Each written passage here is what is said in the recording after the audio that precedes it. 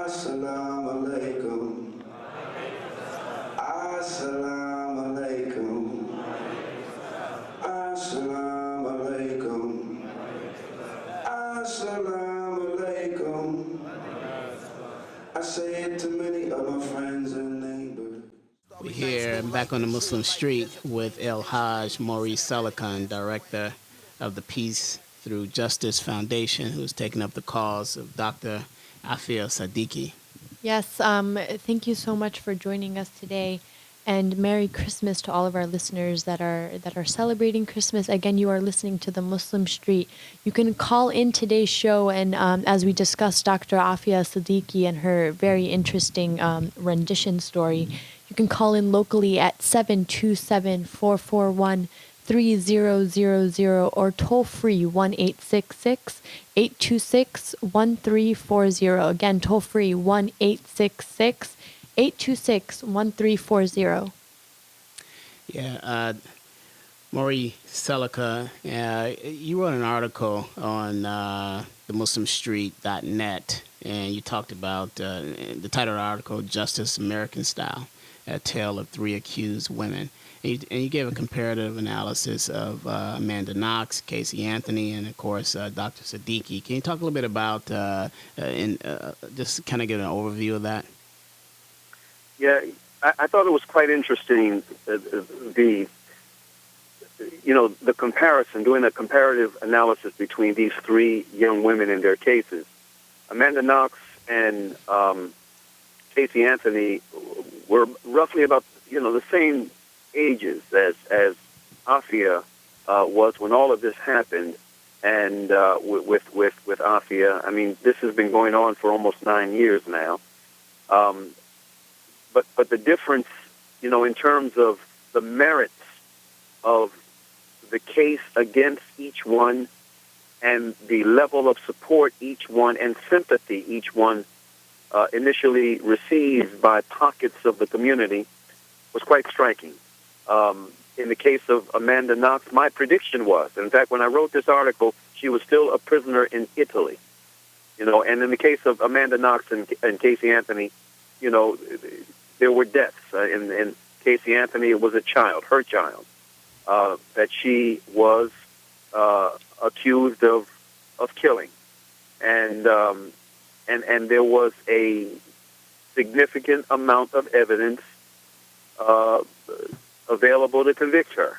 Although the jury at the end of the day didn't convict her, and I believe that one of the reasons why she wasn't convicted is because the state prosecutors went after her with the death penalty, and when the jurors looked at this young white female in the dock, they identified with her, and there was some sympathy felt toward her, especially within the context of, if she's found guilty, she's going to face the ultimate penalty, which is the death penalty.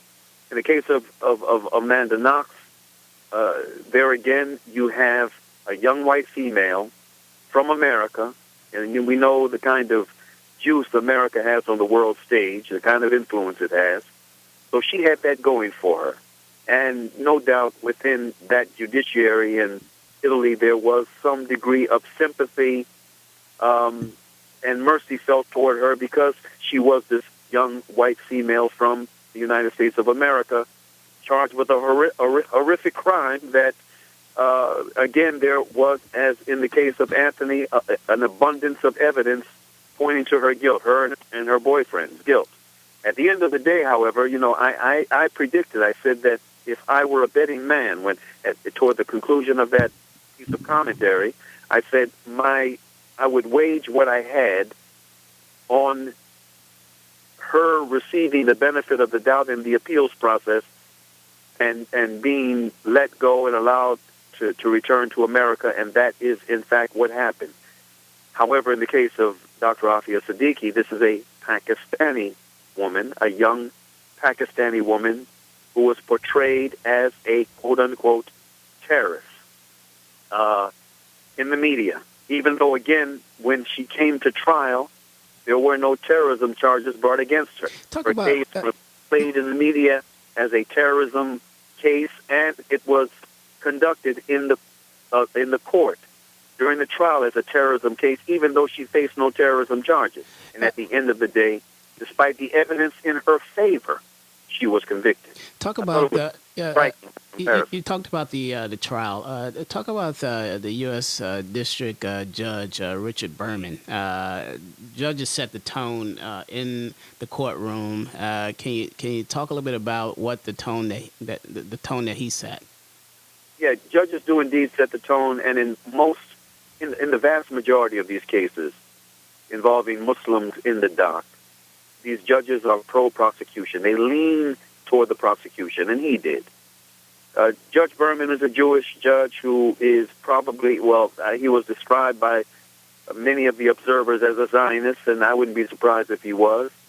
But he was definitely very pro-prosecution, and he gave the prosecution basically everything that they wanted during the course of this trial. Now, one of the most striking things, and I wasn't the only one. I was very critical of Afia's defense attorneys, and she had good defense attorneys. I mean, she had veteran defense attorneys, and they were administered by the organization, or they were overseen by the organization MLFA, the Muslim Legal Fund of America, paid by the Pakistani government, not because the Pakistani government was all of a sudden feeling any love toward one of its own nationals in the dock, but simply because of the enormous pressure the government was getting from the people.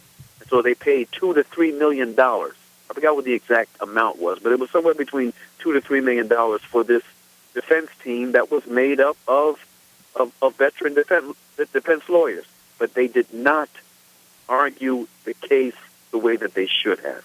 They did not do everything that they had within their power to defend Afia. And at the end of the day, it was a lukewarm defense, and it got the kind of result that it did. One of the most salient judicial decisions that was made by this judge, again, giving the prosecution what it asked for, was that those 5 missing years, between 2003 and 2008, when Afia was this disappeared prisoner overseas, they were off limits during the trial. They could not be explored. And her attorneys should have fought that ruling tooth and nail. They should have fought it too. If it had been the late Bill Kunstler defending Afia Siddiqui, or the late Bill Moffitt defending Afia Siddiqui, I believe that they would have risked the possibility of being held in contempt by the judge. They would have fought that ruling. But these attorneys didn't. Mauri, And I think it's very interesting to... Sorry, go ahead. Okay, I just wanted to point out that, Dr. Afia Siddiqui, I want to kind of reiterate this, but she was an MIT and Brandeis grad. She was married to a physician. She had a home in Boston. She cared for her children. She raised money for charities. She was very active in her cultural, religious, and local community.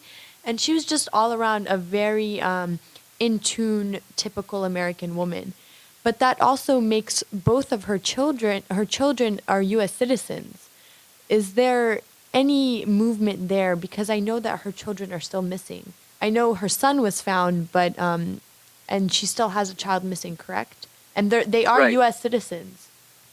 I'm glad that you brought this up. The two oldest children who have both been returned, are American citizens by birth.